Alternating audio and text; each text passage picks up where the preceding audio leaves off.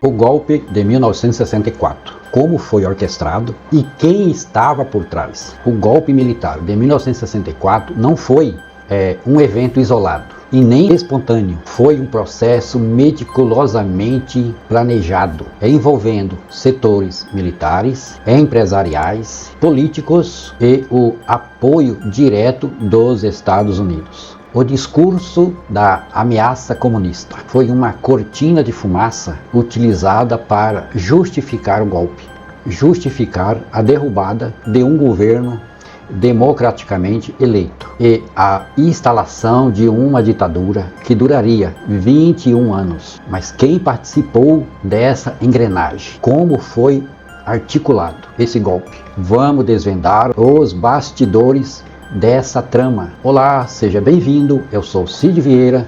Se inscreva no canal, já deixe seu like e compartilhe. Fique até o final para você entender como foi orquestrado o golpe de 64 e seus conspiradores. O contexto político e social nos anos de 1950 e 60, o Brasil vivia um momento de efervescência política e social. O governo de Juscelino Kubitschek, que foi de 56 a 1961, foi marcado pelo desenvolvimentismo, mas também pelo endividamento externo. E daí, JK, em 1956, anistiou todos os golpistas de 1955, que tentaram impedir a sua posse, mas o general Lott garantiu que ele assumisse o governo. Muitos desses militares e políticos que se beneficiaram dessa anistia acabaram sendo os mesmos articuladores do golpe de 1964, mostrando que, ao longo da história, concessões a golpistas apenas fortalecem novas tentativas de ruptura. A maioria dos articuladores do golpe de 64 foram os anistiados de 1956, os mesmos. A ruptura institucional. Com a renúncia de Jânio Quadros, em 1961,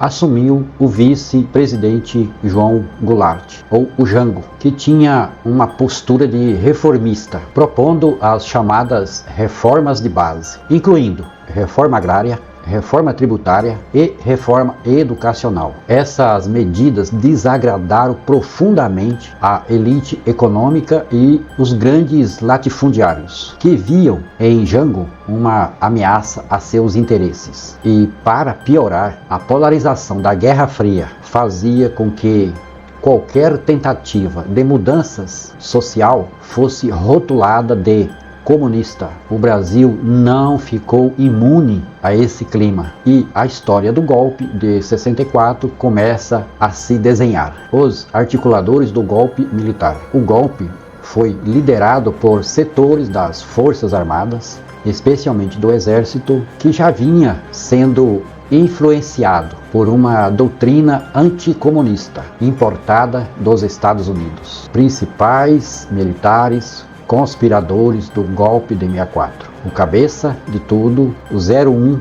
Marechal Humberto de Alencar Castelo Branco. O seu papel, principal líder militar do golpe e primeiro presidente da ditadura, que foi de 64 a 67. A sua atuação como chefe do Estado-Maior do Exército, organizou as tropas rebeldes e garantiu apoio das Forças Armadas. Após consolidar o golpe, ele assumiu a presidência e consolidou um novo regime com o ato institucional número 1, o AI-1, caçando adversários políticos. O número 2 foi o general Olímpio Mourão Filho. O papel dele, o primeiro general a colocar as tropas em movimento contra João Goulart. Mas foi ele que escreveu o chamado Plano Cohen, um documento falso que descrevia um suposto plano comunista para tomar o poder no Brasil, em 1937, e serviu para o autogolpe de Getúlio Vargas. Foi ele mesmo. A sua atuação, em 31 de março de 64, ele marchou com suas tropas de Juiz de Fora, Minas Gerais, para o Rio de Janeiro, dando início à ofensiva golpista. Após o golpe, ele foi nomeado comandante do 4º Exército e depois senador biônico. O terceiro, general Arthur da Costa e Silva. O seu papel, líder da ala linha dura dos militares. A sua atuação, articulou o apoio do 2º Exército, sediado em São Paulo, e pressionou Castelo Branco para endurecer o regime após o golpe. Tornou-se ministro da Guerra e, em 1967, assumiu como presidente da República, o 2º presidente, sendo o responsável pelo AI-5, que aprofundou a repressão no Brasil. O 4º, almirante Augusto Rademacher, o seu papel, principal líder da Marinha no golpe. A sua atuação, comandou a adesão da Marinha ao golpe e impediu a resistência de setores legalistas. Após o golpe, ele foi o ministro da Marinha e vice-presidente no governo de Costa e Silva. 5º, o brigadeiro Francisco Correia de Mello. Seu papel, articulador da adesão da aeronáutica ao golpe. A sua atuação, organizou a repressão a militares da FAB que resistiram ao golpe. Após o golpe, ele foi recompensado com cargos de destaque no novo regime. O 6º, general Juraci Magalhães. O seu papel, um dos principais articuladores civis e militares do golpe. A sua atuação como ex-governador da Bahia garantiu o apoio de forças militares no estado e trabalhou para enfraquecer João Goulart. Após o golpe, tornou-se embaixador nos Estados Unidos e ministro da Justiça. O 7º, general Silvio Frota. O seu papel, um dos conspiradores do golpe e defensor da repressão. A sua atuação, trabalhou no expurgo de militares legalistas dentro do Exército. Após o golpe, foi ministro do Exército no governo Geisel, onde tentou um golpe contra a abertura política. O 8º, general Emílio Garrastazu Médici.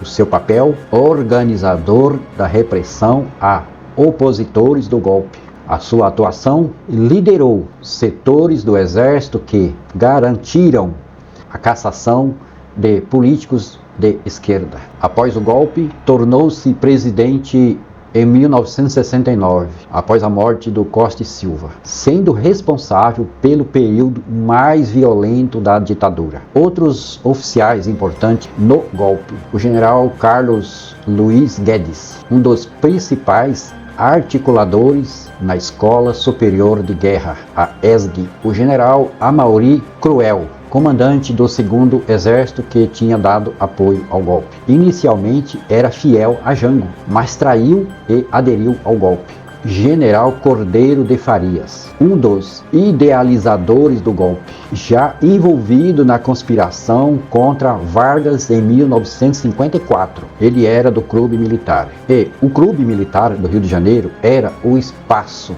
onde as conspirações eram discutidas e articuladas. E setor financeiro, grandes grupos empresariais como a Fiesp, Federação das Indústrias do Estado de São Paulo, e também multinacionais que estavam preocupadas com as reformas de Jango. Para eles, qualquer mudança que afetasse seus lucros era vista como uma ameaça comunista. Sempre, até hoje tem esse negócio, ameaça comunista. Houve um grande financiamento direto para a campanha de desestabilização do governo e organização de protestos, e grandes empresários também financiaram campanhas contra o governo e apoiaram o golpe. Mas aí vem o Instituto de Pesquisas e Estudos Sociais, o IPES, muito falado. Esse IPES, ele foi financiado por empresários, promoveu campanhas anticomunistas e difundiu informações falsas sobre o Jango. E daí teve a Marcha da Família com Deus pela Liberdade, organizada por empresários e grupos religiosos. Essa marcha reuniu milhares de pessoas contra o Jango no Rio de Janeiro e em São Paulo também. Congressistas e governadores, muitos deputados e senadores conservadores ligados aos interesses empresariais, que também ajudaram na articulação política do golpe. O principal deles, governadores como o Carlos Lacerda, da UDN, que era governador do estado da Guanabara, hoje Rio de Janeiro, mas ele também era ex-deputado e um dos principais articuladores civis do golpe, Magalhães Pinto, governador de Minas Gerais, e Adhemar de Barros, governador de São Paulo, foram fundamentais, oferecendo suporte logístico e político aos golpistas. Além do apoio militar dos seus estados, os governadores tiveram um papel crucial na articulação política do golpe. Magalhães Pinto, de Minas Gerais, foi um dos primeiros a declarar apoio aos militares e ofereceu a sua estrutura para a movimentação de tropas golpistas de Juiz de Fora para o Rio de Janeiro. O Adhemar de Barros, de São Paulo, garantiu que a oposição a Jango fosse amplificada na imprensa paulista e ajudou a financiar setores golpistas. Deputados federais, Adalto Lúcio Cardoso, da UDN de Guanabara, defensor ferrenho do golpe, e ele era um opositor de João Goulart. Bilac Pinto, UDN, Minas Gerais, atuou na articulação política para o golpe e depois se tornou ministro das comunicações no regime militar. Herbert Levi, UDN, de São Paulo, ele era ativo na conspiração golpista e colaborador da ditadura. Dante de Oliveira, da UDN do Mato Grosso, embora tenha se tornado mais conhecido por liderar a campanha das diretas já em 1985. Ele era da ala conservadora nos anos 60. Aliomar Baleeiro, da UDN, da Bahia. Ele era defensor do parlamentarismo e crítico a João Goulart. Ajudou a legitimar o golpe. Danton Coelho, do PTB, dissidente do Rio de Janeiro, rompeu com João Goulart e apoiou os militares. Senadores: Auro de Moura Andrade, PSD de São Paulo. Ele era o presidente do Senado na época e declarou a vacância da presidência da República de forma irregular, facilitando a posse de Ranieri Mazzilli. Daniel Krieger, UDN, Rio Grande do Sul, participou das articulações do golpe e foi um grande aliado dos militares. Milton Campos, UDN, Minas Gerais, ex-ministro e senador que apoiou a deposição de Jango. Mendes Sá, UDN, do estado da Guanabara, defensor do golpe e alinhado com os militares. Jorge Lacerda, UDN, Santa Catarina, um dos articuladores do movimento contra João Goulart. Jarbas Passarinho e o seu papel no regime militar. Em 1964, ele era governador do Pará, indicado pelo presidente João Goulart, mas ele rompeu com ele antes do golpe acontecer, como ele já sabia que aconteceria. Após o golpe, ele aderiu imediatamente ao regime militar, tornando-se um dos principais apoiadores da ditadura dentro do Congresso. E como esses parlamentares ajudaram no golpe? Parlamentares conservadores ajudaram a criar um clima de instabilidade dentro do Congresso. A UDN, União Democrática Nacional, ela liderava a oposição ferrenha contra o Goulart, articulando discursos alarmistas de que o Brasil estava à beira de uma ditadura comunista. Mas o mais interessante de tudo foi que deram o golpe por causa dessa tal ditadura comunista, mas quem eram os comunistas? Aonde foram parar esses comunistas? Por que ninguém tem o nome desses comunistas? Quem eram os comunistas? Onde estavam os comunistas? O que fizeram com esses comunistas? Até hoje, nós só vemos falar da ameaça comunistas, mas não tem nenhum comunista. Não apareceu, pelo menos até agora, não encontrei. Eles acusavam o Jango de ser comunista, mas o Jango era um nacionalista. Auro de Moura Andrade, foi o presidente do Senado. Foi um dos principais responsáveis pela manobra que declarou a vacância da presidência, dando legitimidade ao novo regime, e aprovaram medidas que esvaziavam o poder de João Goulart, como o parlamentarismo em 1961. Após o golpe, legitimaram o regime, aprovando leis que fortaleceram os militares e excluíram opositores do Congresso. A conspiração da mídia e das elites. A mídia tradicional teve um papel fundamental na criação de um clima favorável ao golpe. Jornais como o Globo, o Estado de São Paulo e a Folha de São Paulo propagaram a narrativa de que João Goulart estava promovendo uma ameaça comunista, mesmo sem qualquer evidência real. Essa campanha de desinformação foi crucial para convencer setores da classe média a apoiarem a intervenção militar, como empresários, banqueiros e latifundiários, que também financiaram movimentos como o IPES, que era o Instituto de Pesquisa e Estudos Sociais, e o IBAD, Instituto Brasileiro de Ação Democrática, organizações financiadas por empresários brasileiros e norte-americanos, que também financiaram os atos aqui no Brasil, para disseminar a ideologia anticomunistas. E o objetivo era desestabilizar e manipular a opinião pública contra o governo. Organizações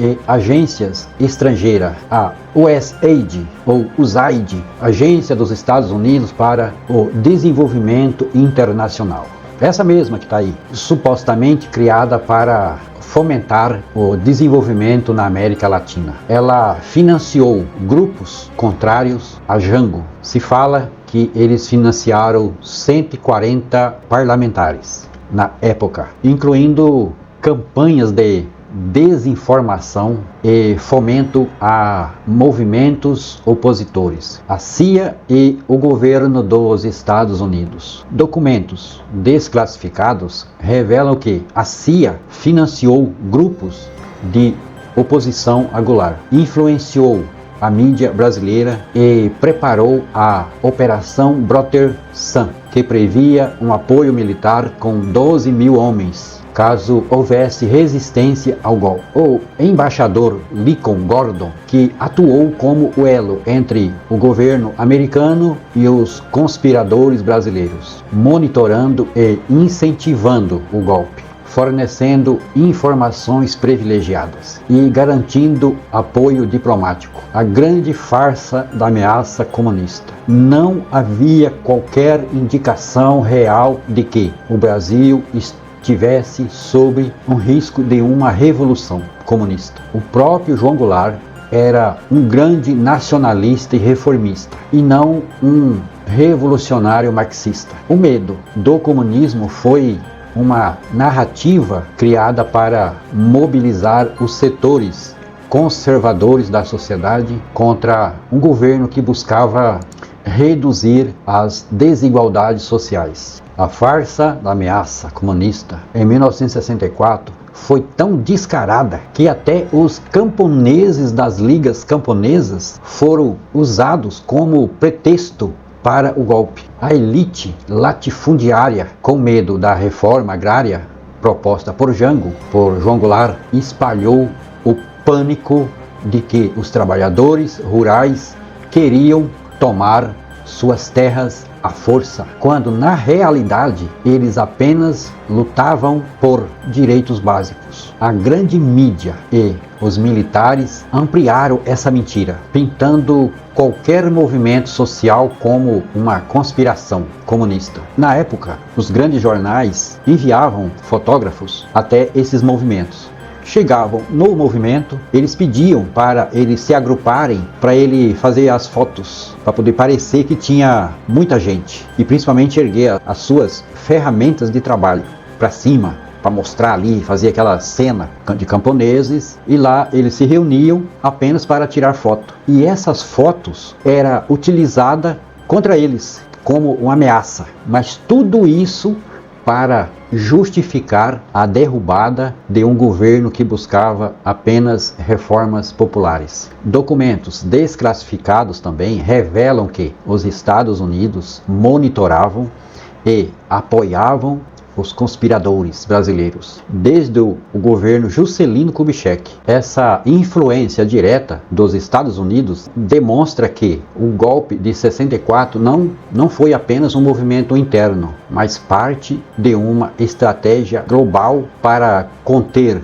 governos nacionalistas na América Latina. A execução do golpe em 31 de março de 1964. Tropas sob o comando do general Mourão Filho saíram de Minas Gerais em direção ao Rio de Janeiro para depor o Jango. E daí o governo, sem o apoio das Forças Armadas e sem vontade de provocar uma guerra civil, ele não resistiu. E no dia 1º de abril de 1964, João Goulart fugiu para o Uruguai. E o Congresso Nacional declarou vaga a presidência da República, dando início ao regime militar. Esse golpe não tinha como dar errado. Ele já vinha sendo articulado e planejado há muito tempo. Contava com o apoio de todos, de governadores, de deputados, de senadores, da imprensa, jornalistas, da CIA, do governo americano, de agências, do Instituto IPES. Era uma grande conspiração, não tinha como dar errado, não tinha como não acontecer o golpe. No meu entendimento, é que o Jango ainda resistiu muito tempo, que o golpe era para ter acontecido já em 1963, mas por causa da grande resistência que ele tinha e o grande apoio da população na época, ele ainda resistiu até 31 de março. E para concluirmos nosso pequeno vídeo, o golpe de 64 não foi um levante espontâneo contra uma suposta ameaça comunista, mas sim um projeto arquitetado por militares, empresários e políticos conservadores e pelos Estados Unidos para barrar reformas que poderiam tornar o Brasil um país menos desigual. Foi um projeto de poder que atendeu aos interesses das grandes elites nacionais e internacionais. O regime militar instaurado trouxe repressão, censura e tortura, beneficiando apenas as elites e massacrando os trabalhadores. Apenas as elites econômicas e os interesses estrangeiros, massacrando os trabalhadores. Foi uma intervenção que interrompeu um processo de reformas necessárias, perpetuando a desigualdade e o atraso político do país. Porque compreender essa história é essencial para evitar que erros semelhantes se repitam. E se você gostou, se inscreva no canal, deixe seu like, compartilhe, comente e até o próximo vídeo. Tchau!